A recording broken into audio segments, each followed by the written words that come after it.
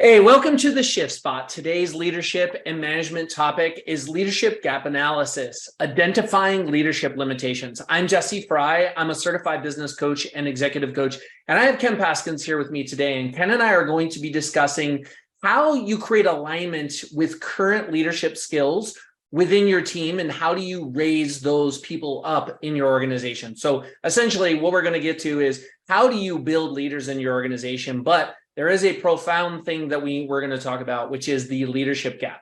So what we're going to be covering is what is a leadership gap, the lack of mastery of leadership competencies, the lack of focus of necessary skills to become a great leader, and the outdated ideas about leadership. So Ken, it's great to be back. I think this is week 3 this month, so I look forward to jumping into this topic with you. Awesome. Looking forward to it. So what I want to first start out to is what a leadership gap is. And a lot of people might not be familiar with this, but as I've spent some time really trying to understand where the biggest challenges in small, medium, and large organizations, something that we're starting to see is this gap within organizations of having basically a set of people that are prepared to become leaders in an organization. So studies show that current leaders aren't adequately prepared for future leadership roles, and they're finding this across countries, organizations, and across different levels in those organizations. So Ken, let's talk a little bit for a minute about the organizations you've worked in. Do you see that there's been a gap in new leaders coming through organizations? I mean, always. Yeah, always. So I think it's actually one of the biggest concerns and issues I come into, specifically with SME businesses, right, 20 million and below. I think a lot of CEOs and owners grow people within the organization, but they don't see those gaps as they're growing. And as an outsider coming in, and I'm sure you see this as well, they've kept this person, Jeff, with them for 3 or 4 years, and they move them into a leadership role, and they don't have the first idea of what leadership is. And sometimes painfully, the CEO doesn't as well, because a lot of them are actually growing with their own company as well. So yeah, I see it fairly regularly. I think if I recall correctly, when we worked for a previous organization, there was a person that was within the organization that was raised into the chief operations officer role. Yeah. And that person was not adequately prepared to sit in that seat. Is that a common theme that you see is like people kind of grow? You kind of briefly mentioned it. People grow through organizations, and I think what I see is you have CEOs of businesses that grew from one person, an idea, all the way up to 20, 30, 40, 50 employees. And there's some loyalty to the people that kind of grew with you. But because the organization was always growing at a fast pace, there really wasn't a lot of development happening. Is that something you see a lot? Like what do you feel is the cause of that? Is it because they're moving too quickly and there's not enough time? What do you see as the biggest challenge there? I mean, I see it in spades, and there's a whole market out there that I won't get into, but it's called EOS, and it has this thing called an integrator. It basically is a COO. And we did a survey in that space one time, and 75% of the companies that implement that operating system, they promote from within to start. After the first year in that survey, we found out 50% of those COOs didn't make it because they didn't have the correct skill sets and everything. So they washed out or failed, if you will. So yes, I see it regularly. Correct. Okay. Yeah, I think that it's definitely a challenge that a lot of CEOs run up against. And there's, I think, a lot of different reasons behind it. One of the things that I see a lot of times, depending several industries that I work in, is people promote family members, right? Like they'll bring a family member in and they're like, oh, my brother is the chief financial officer. And that doesn't always work either. So What are the causes of leadership gaps? So a leadership gap is typically caused by one of really two things. The first is a lack of mastery of required competency. The second is lack of focus on necessary skills, right? So the first is a matter of degree. What degree is that mastery or competency? And the second is a matter of substance. So we basically lack substance in a specific skill or area. What I see a lot of times, especially with managers, is we have these people that are skilled professionals in their particular area. And we think, well, oh, Jesse's been here for 10 years. He's really great at his job. So we're going to go ahead and promote him into a leadership role. But the reality is Jesse's a terrible leader. And I'm using me as an example rather than using other people. I sure hope that I have pretty good leadership skills. Yeah. But either of these can be a problem. In both short-term and long-term, organizations really need to address where these are coming from. And I think it's when we look at organizations, there's this capacity, it's insufficient skills to meet that future requirement. And I think what we're seeing, Ken, just from my perspective, is a lot of organizations as they grow, we're going to see a lot of problems in organizations in the next 10 to 15 years. Yeah. And I'm going to talk a little bit about what's contributing to that, but I want to just briefly kind of sit on the idea of what happened with COVID, right? Like over the last 2 years, and we'll really go back to even 2020 into 2023. What do you feel was the biggest contributor to kind of, we had COVID and now we're starting to see a lack of leadership because I believe it's because organizations went virtual. That's one of the components. I think you can have a great organization with great leaders, even in a virtual organization. But what do you think was the biggest contributor of kind of a lost generation of leaders because of COVID? And that's a great question.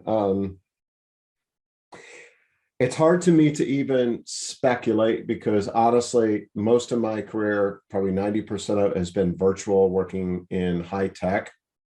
So COVID wasn't a new experience for me. So Jesse, I Me don't neither. Yeah. So I can't even take a stab at that. I'd love to hear.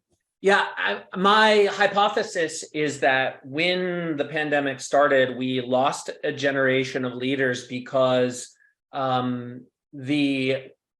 in those difficult times, what happened is companies cut, and we talked a little bit about this last week, right? And we're starting to see this now. I think I saw Amazon just is in the process of cutting another 9,000 people. Yeah. When organizations cut significant numbers because of an economic event or a non-economic event, which you could argue that COVID was both a non-economic event as well as an economic event, organizations go flat. Right. Right. And when organizations go flat, younger generations of leaders, and when I say younger, I'm talking about the millennial generation, these younger people that were already in the organization that might have been at the cusp of growth, but because the organization cut significant numbers of people, they went flat. Now the opportunity for those people to grow into new roles is completely lost. Yep. So then that person chooses to leave, or the person just basically, as they call it, silent quitting, right? They basically go into this state of like, I don't care anymore because I don't have opportunities. And I'm actually seeing that right now in my wife's organization. They're putting hiring on hold, promotions on hold, and in some departments, they're actually cutting back. Well, there was a person that was supposed to be promoted in the next couple of weeks into a management role. They're not promoting that person into the management role. So now that person, you've lost that opportunity to promote somebody within, and that somebody had the capability and competency, and now you've lost them because they don't trust you anymore, and they're going to likely go somewhere else because they don't feel valued or worth. So that's my hypothesis, is because of the flattening of organizations. What are your thoughts? I think that's a very good and astute rationalization of that. Yeah, I can't disagree. So I want to talk a little bit about 9-week leadership competencies. So we talked about, I'm going to go more into the contributing factors around leadership gaps. but I really want to talk about the 9 leadership competencies that I believe are weak or missing in terms of future leadership needs and current skills. And I'm sure that you've seen some of these, so I'm gonna throw them out there, all 9 of them. Notably, leadership gaps appear to be the most problematic in high priority, high stakes areas. Other areas where there's a significant gap between the needed and existing skills levels where employee development and self-awareness. But I want to talk about number 1, managing change. From your perspective, in some of the leaders that you've worked with from top down, have you seen some skill gaps when it comes to people being able to manage change in their organizations? Significantly. And I don't think most people even understand what that means, to be quite So honest. tell us a little, what your perspective, what that means. Yeah, so managing change or change management is I don't know what the exact definition is, but it's putting yourself in the employee's shoes or other shoes and understanding what they're about to what they're about to experience, what change is about to take place, how to understand it, accept it, absorb it, and transition into it would be my definition of it.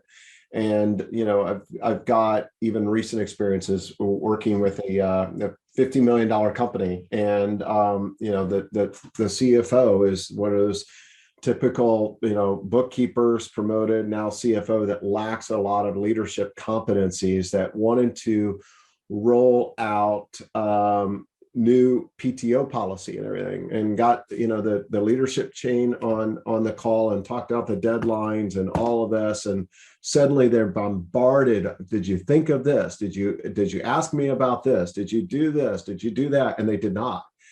And from their perspective, they made the call and they were just making the change, right? And I had to sit down and have a call with them and help them understand, look, when you implement changes like this, you got to sit down with the other leaders across the business, and you've got to understand how it will be received, how they handle the objections with their employees. And one of the core components of leadership is not the people below you, but the people around you that you can't actually fire. And, understanding from their perspective, understanding why this is a benefit to them and their employees and their company, and taking them along that journey. And they completely lack that. And I've seen that individual make multiple mistakes just with the lack of understanding of that factor.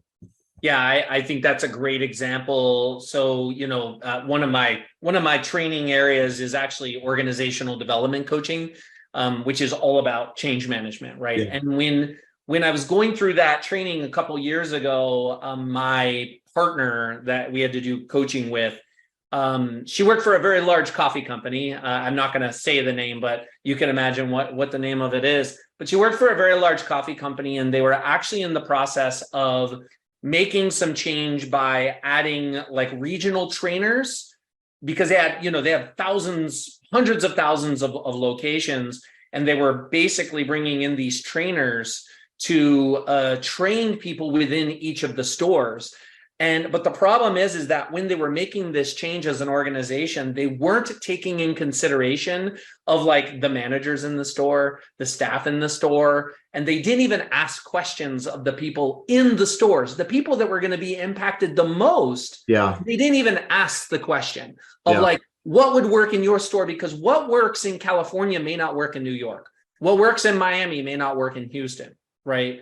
Right. And especially if you're a global organization, what works in the United States may not work in Canada, Mexico, or Europe.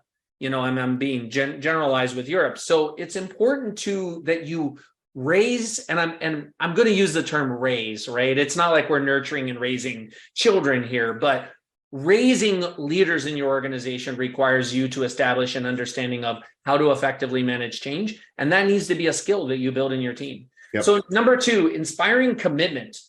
With that statement, Ken, what does that say to you? Inspiring commitment. How do we, the leadership competency, and why inspiring commitment is a weak trait among leaders today? So your question to me, what does it mean? What does it mean to you, inspiring commitment? To me, it means helping the employee or the individual understanding the vision or the task at hand, and getting their full buy-in and engagement in helping to get to that objective. Right. Yeah. So an inspiring commitment from my perspective is really about what you said, aligning to the vision, right? We talk, and you mentioned EOS. That's something that is pretty common in organizations that apply the EOS methodology, but you don't have to be in a EOS organization to find ways to inspire commitment in those organizations. But it's really about, developing leaders in your organization that they can inspire people to be committed to the mission of the organization. And if you don't have an effective process in place to build leaders so that they can inspire others, and if you don't have a good mission, you yourself as the CEO of the business can't articulate the mission and vision of the organization, you are going to lack inspiration across the entire organization. Yep. So that is an area that we as leaders in organizations need to work on. How do we inspire people? How do we as CEOs of our business inspire people? Leading employees. You would think, Ken, whenever I saw this is a lot of this stuff comes from research. Whenever I came into leading employees is a leadership competency that is weak, I was blown away that just simply leading people. But tell me a little bit about your experience of seeing other leaders that were just really bad at leading employees. Yeah, I mean, I think a lot of this blends into areas of poor leadership, but some examples that come to mind are folks that step into leadership roles and are doing others' jobs for them specifically. So there's a problem and I'm going to fix it, versus helping them understand how to get better, how to improve, right? And understanding the concept that, leading people is getting work done through others, not necessarily just doing it all yourself. So that's something that comes to mind for me. Yeah, I think this is that balance between management skills and leadership skills. You can have somebody that's a great manager. Well, I would take that back. You could have somebody that has average management skills that's just a terrible leader. Yeah. You don't usually have a good manager that's a bad leader. They usually are kind of combined skills, but just knowing how to lead a team of people. And I think, again, that goes back to that flat organization. When you don't have the ability for people to even be a supervisor or a manager, like you're never going to raise people into director and C-level roles within organizations. So you're going to constantly have to be finding people from the outside that have those skills. So just simply giving people the opportunity to lead in small projects, right? That would be one solution. And even if you have a flat organization, rotate leaders of meetings, for example, like have different people facilitate your meetings so that people get a chance to demonstrate their ability to lead others. And that's one of the simplest ways, is just being a facilitator of a meeting. Have a brainstorming session. If you're like running a marketing department or you're having a strategy session, have somebody else run that meeting. Right. Have somebody else lead that. So that's just simply giving people the opportunity to lead. And a lot of employees, they don't have those skills. Taking initiative. I have an example to share here. Recently working with a law firm, they had a firm administrator in their law firm. And they hired this firm administrator because in firm administrators, if you're not familiar with law firms, firm administrators are very similar to a COO, right? They're not just like an office manager. They're like literally managing all the operational day-to-day stuff, managing a lot of the non-legal staff. And this particular firm administrator was not taking an initiatives. They were kind of doing things and waiting for the CEO of the firm to like tell them what they needed to do from day to day. And again, this is a key competency that that particular person didn't have. So taking initiative is a trait that if you're going to raise people's standards and hire from within and promote from within, you definitely need to be building ways to help people to take initiatives. But Ken, I'm going to ask you this question. I have a theory or an idea of why people don't take initiative. So if I worked for you and I didn't take initiative, what traits are you probably exhibiting as a leader if I'm not taking initiative? Well, I mean, yeah, it's interesting you frame it that way, because I think I was thinking through that. I, this comes to mind a lot as well. I think that there's a lot of owners and CEOs out there and leaders in general that do not understand the capacities of their team, right? And when they're drowning, when they're taking on too much. And I've had a serious conversation with the CEO actually this week, ironically, about that. And his team will not will not take initiative because they're overwhelmed already. And he can't read that, right? So he gets frustrated because he feels like he has to do everything or initiate himself. But if everybody's at 100%, you can't go above 100%. I there's people say, need 110, but theoretically it's not possible. They're already at 100%. Then how do you expect them to take on initiative and do more? Right. Yeah. That's my opinion. That's a great perspective. What came to my mind was, and I think that's a very valid position. I wasn't even honestly thinking about that, of where just the capacity, right? Like, not having capacity means we're only working what's in front of us. So we don't have the opportunity to see what's out in front of us, Right. to like even have the ability to say, well, let's take some initiatives and make some changes to a system or a process. Right. I don't have time to even think about that. Yeah. I only have time to deliver what I'm delivering, what's right in front of me. The thing that I thought of is why a lot of people don't take initiative is because of over management. So, for example, if you're always kind of like making the decisions, you're always coming up with the ideas, you're always the one doing, it doesn't create a lot of space for me to create my own ideas, to come up with initiative, and to think differently. So I think one of the traits that leaders have is that they're over managing and overdoing, because like, why would somebody take the initiative if you're the one that always does it?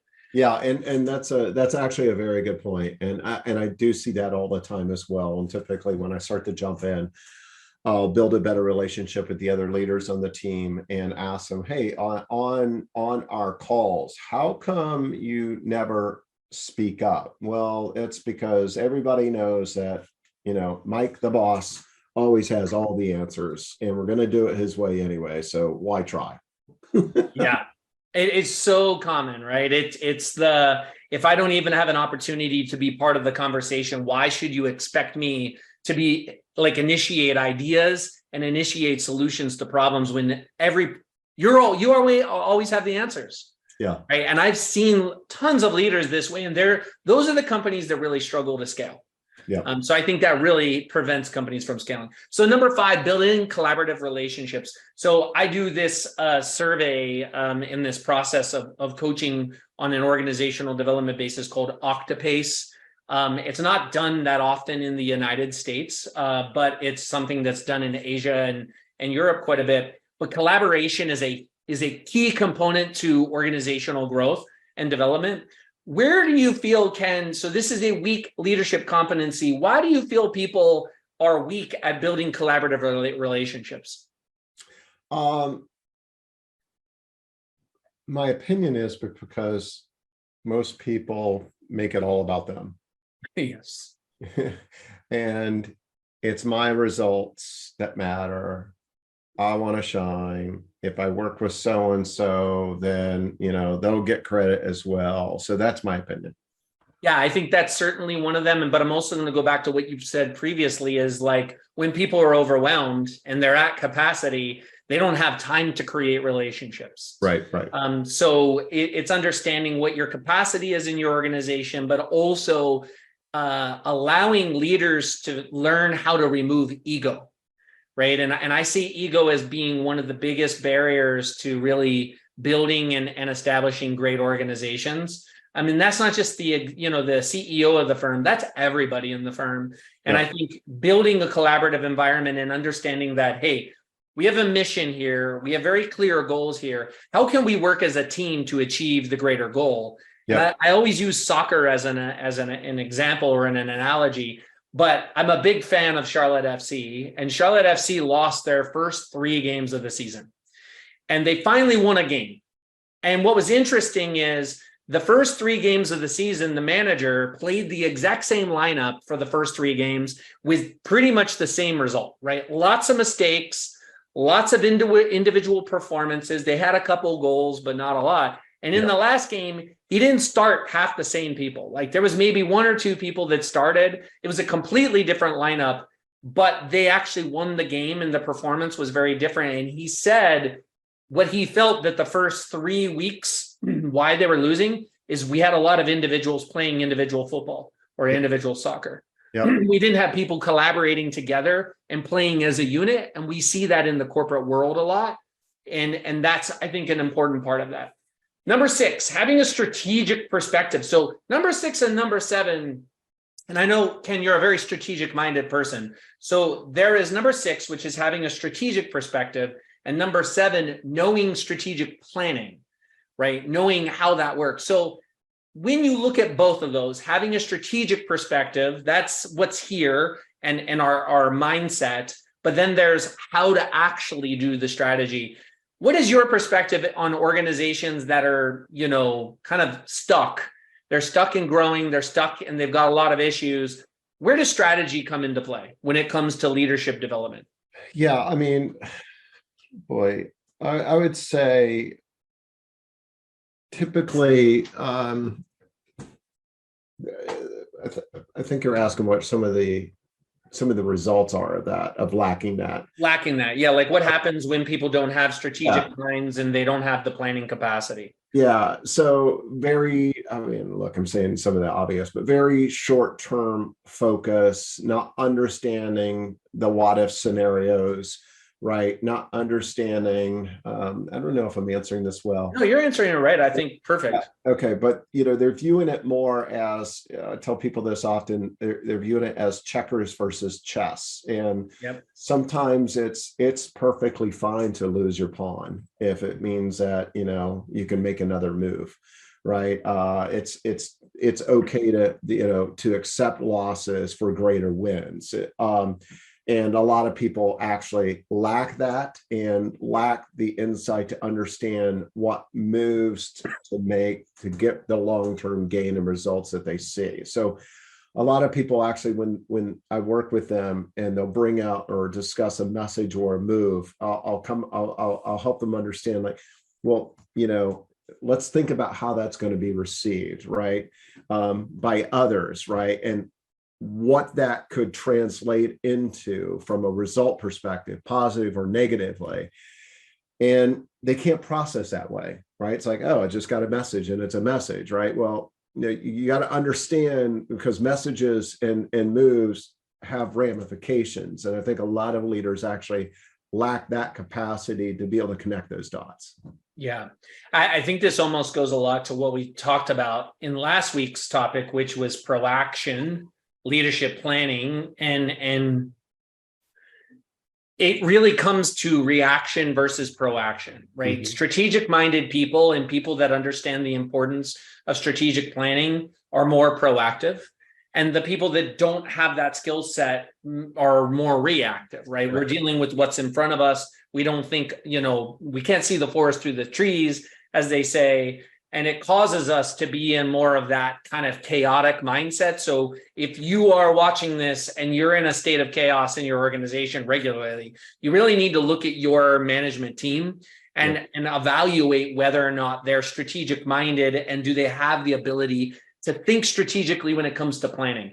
You can execute marketing, but if you don't have a strategic plan to align with your marketing, then you're going to always be just shooting from the hip, right?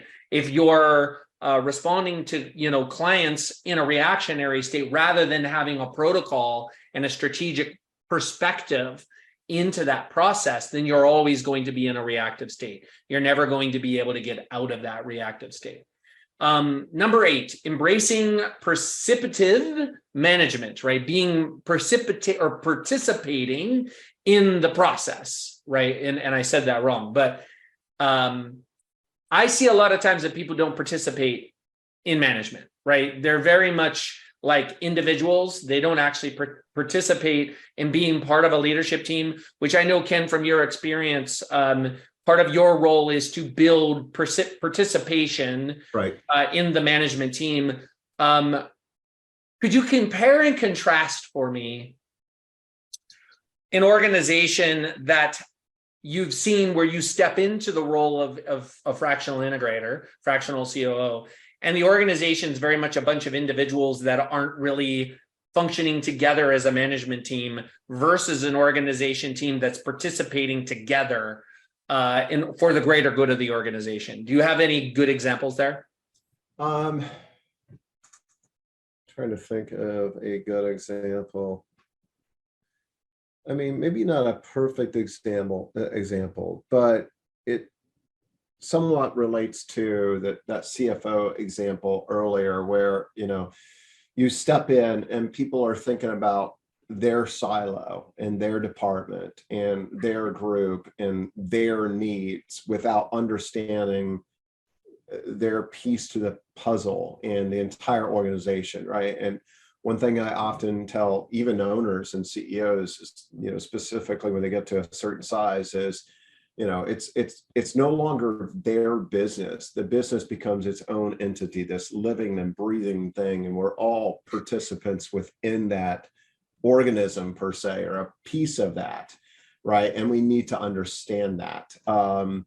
So people have to, when they're going through and managing their teams, they have to understand how those teams interact, impact negatively and positively the rest of the organization, and how that ties into the vision. And a lot of good dynamics, a lot of people probably see this all the time. It's a running joke, is how sales and marketing are always so disconnected, right? Marketing's got these great ideas and sales can't execute. Well, how do you bring those two together, right? Because really the only thing that matters is moving the business forward and helping the business achieve its goals. Yeah. I was just reading something this morning about that very example of, like, the marketing team is going off and they're establishing leads that are coming in, but the sales team are working off of a list that they created themselves, or they went out and bought a list and they're doing cold calling to them. But the marketing's like, hey, we have these leads that are coming in, and they're like, but they're not as good as what we can do, right? It's like, why are we fighting each other? Yeah. Why are we not participating in the conversation around what is the greater good for the business, right, and figuring out strategy? Okay, maybe your list is good, maybe you're working that list, but we're also doing all this effort and spending money on ads, spending money on, marketing automation and nurtures. Like, what do we do with all these leads, right? They're warm leads, but you're not working them. So it's participating in the process of management, but that also goes back to number 6 and 7 of having a strategic perspective, right? Like, a lot of those leaders are like, hey, I'm doing my job and I'm working the leads. And the marketing team's like, well, I'm doing my job and I'm generating leads, but you're not using the leads we're giving you. Neither one of them are really truly looking at the strategic perspective of that. So I think that it's coming together and embracing that as a team is why we're not seeing a lot of growth in organizations, because people aren't embracing that participative process of management.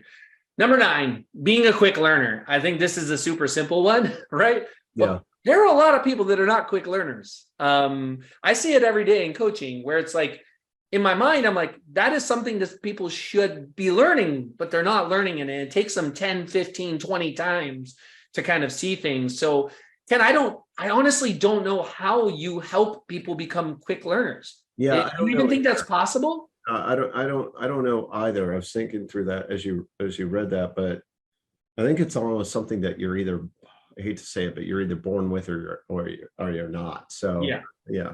So I don't know how you fix that one, right? Yeah, I don't either, personally. Yeah, that I think if somebody watching this knows how to fix number 9, I would love to hear that feedback, because I don't know how you make somebody a quicker learner. Yeah, I mean, the thing that comes to mind is the old westerns where you're shooting at the person they're dancing, right? So maybe you just shoot at their feet and they dance faster.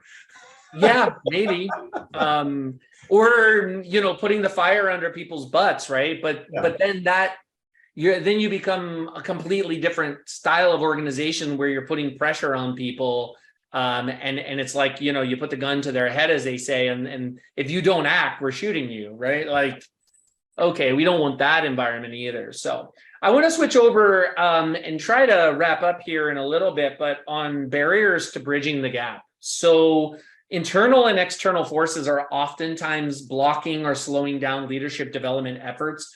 and really creating leadership gaps, I've kind of broken these into a couple different gaps. The first one is an outdated ideas about leadership. So I'm just going to read this because some individuals view leadership roles as requiring trade-offs with other priorities, such as family.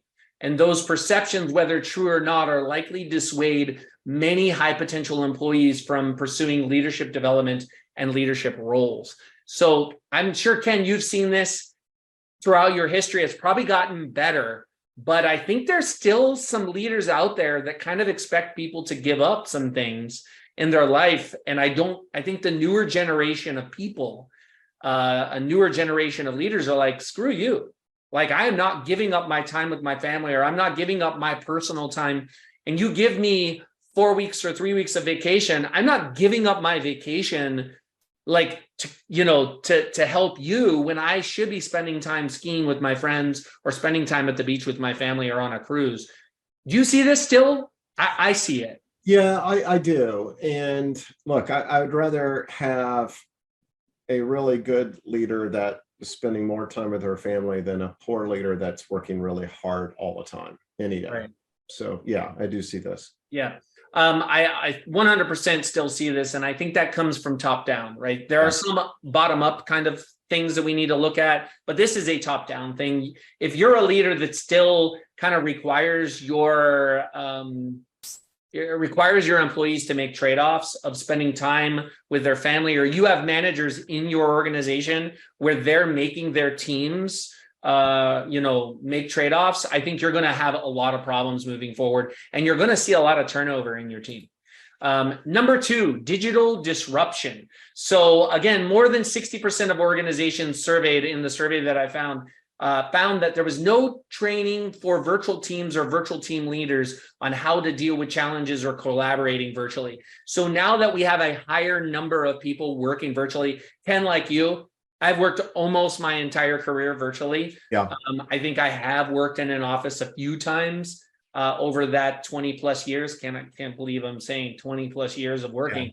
Yeah. But there's a lack of training going on. And I think the digital disruption and providing the right tools and the leadership on how to actually coach and manage people remotely is a pretty big problem. And that's what's slowing, I think, leadership down in larger virtual environments. Yeah. What's your thoughts here, Ken? I agree 100%. I don't think most understand how to do it remote and what that entails. Yeah, I agree. And especially those organizations that were kind of forced into remote. And what I'm seeing is we had these brick and mortar businesses that had people working in offices and cubicles. And then the pandemic hit, and it forced everybody to go virtually. So companies had to adapt. But then what we're seeing is people got a taste, right? They got a taste of the expensive wine and the expensive steak. I'll use that analogy, that they're like, I am not going back to eating grilled cheese, right?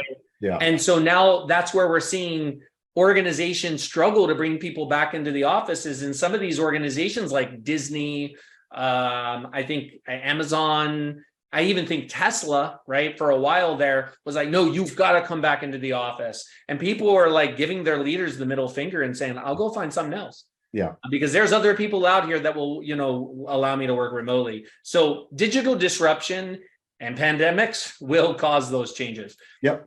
Number 3, flatter organizations. We talked about this earlier, right? The faster moving economies and the shifts that we're seeing are causing organizations to be more flat, which results in less opportunity for people to move up the ladder within those organizations. So that's causing some challenges that people are like, I don't see a future for me. I want to grow. You have people that want to grow, but they don't see a future in their growth. So they're going to be stuck in their role. People are like, peace, like I'm leaving. So I think that's a challenge. Number 4, competition for talent and higher turnover. We're seeing this a lot right now. And maybe it's slowing down a bit because of a lot of the companies that are laying people off. But prior to just the last couple of months, the average tenure for an employee has significantly reduced. There is no longer this 30 to 40 year kind of employee, right? Like my wife has worked in the same job for like 18 years. Wow, that's amazing. And I'm blown away by it. Now she works in social work, so maybe it's a little different in those spaces, but there's less loyalty. I always used to say to people is like, when they were like, I'm thinking about taking a new job, but I feel loyal to the employer. I'm like, you shouldn't feel loyal to the employer, Yeah. right? Because they have no loyalty to you. And Yeah. I think that needs to be an understanding between the leaders and the employees that like there is no loyalty, but we can create an understanding. And I think that there's a lack of loyalty going on between organizations and employees, employers. And the pandemic certainly created this and doubled down. Number 5, misaligned systems for measuring and rewarding performance. What's your thoughts here, Ken? Organizations are implementing and investing what I believe are outdated practices in how we reward and measure people. Like bonus structures that we use today are quite outdated, in my opinion. I think there's better ways to incentivize and reward employees. What are your thoughts? Yeah, I agree. I don't, I was just actually having a conversation with the CEO yesterday. He's like, look, I need to put a compensation plan for this person together. And can you help me? I'm like, sure, and I just started to go through some basic questioning, and they had no idea how to answer it, right? Like, what does success at the end look like, right? If there's one thing that you want them focused on, what would that be? And I think they just thought that I had an easy answer, right? Like do X and get Y. So yeah. Right. But yeah. So I want to wrap things up by basically giving people some action. Like, what can you do about this? I can guarantee if you're listening to this, your organization, your leaders in your organization, whether they're a C-level or a director level, manager level, supervisor, they lack some of those 9 items, Yep. the competency. I guarantee you that they do it. So how do you determine that? Well, simple. First thing, you perform an assessment, right? A lot of times there's tons of people tools out there to establish assessments. I actually personally feel that one of the ways to conduct an assessment is to actually, when other than using an assessment, is have a third party come in and actually assess your team, give you an analysis. And I know a lot of people hate the consultant word, but the reality is consultants can give you a lot of value and give you different perspective that Right. you're not seeing in your organization. So highly recommend you do that. The next is really create a clear leadership strategy. You really need to have an understanding of the leadership behaviors and business goals that actually allow people to develop in your organization. And then you also need to understand the organizational development initiatives that will align to the operational needs of the business.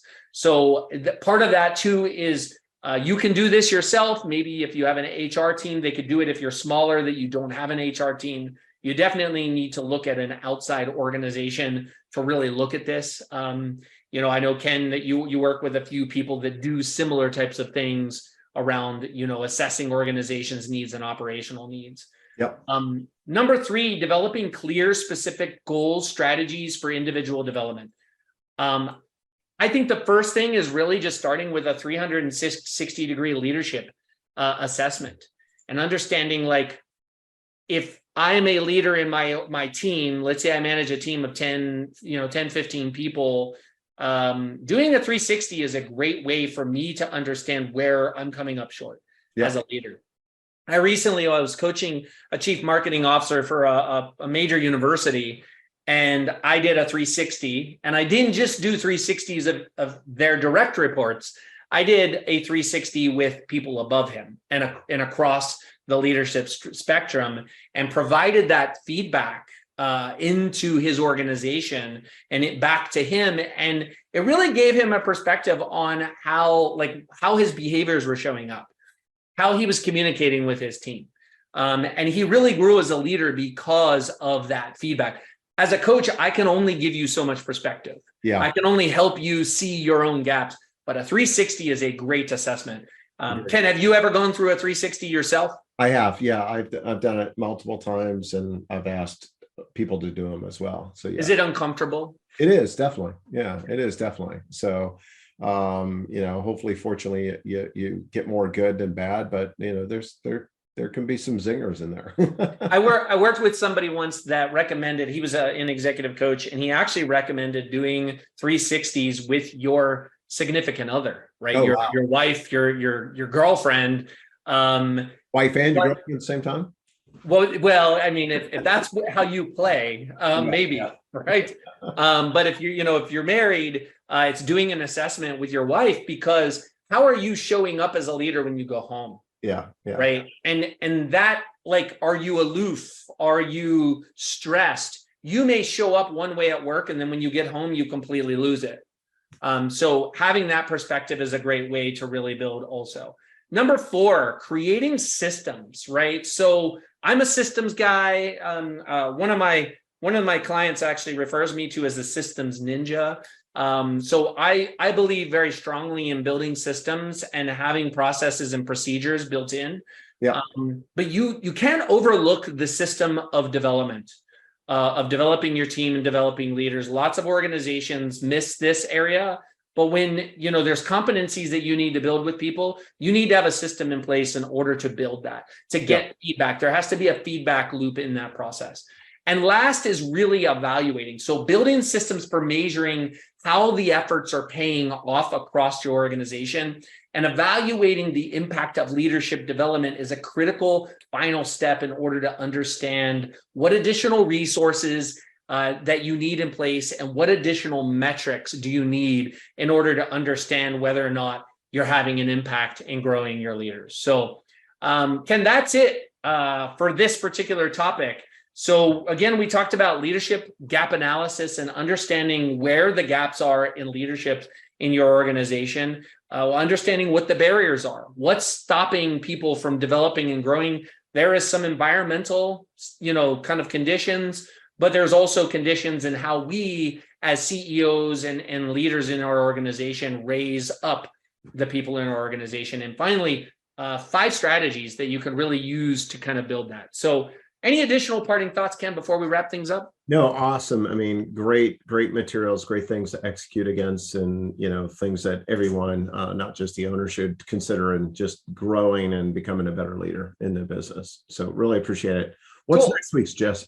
So I'm prepared this time, Ken. So next week is on March 29th. We're going to record it. You may see it a little later. Is aspiration, becoming the leader you've always wanted to be.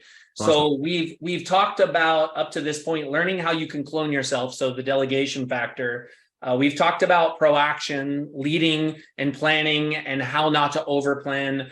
We've talked about the leadership gap analysis. So we're going to wrap this month's leadership and management topic up with how to really become that leader that you want to be.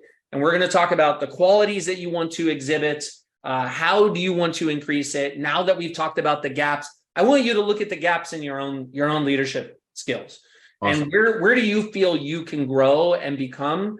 And then we'll have an actionable exercise, as I've given every week, on becoming the leaders you've always wanted to be. I actually have a worksheet, Ken, that you can share out with your audience on the Shift Spot. Okay. So if you're listening to the podcast or you're in the Shift Spot, show up for next week, or listen, and you'll get an actionable worksheet to actually figure out how you want to show up as the leader you want to be. Awesome. Thanks again, my friend. Appreciate it, Jesse. All right. Sounds good. Thanks, Ken.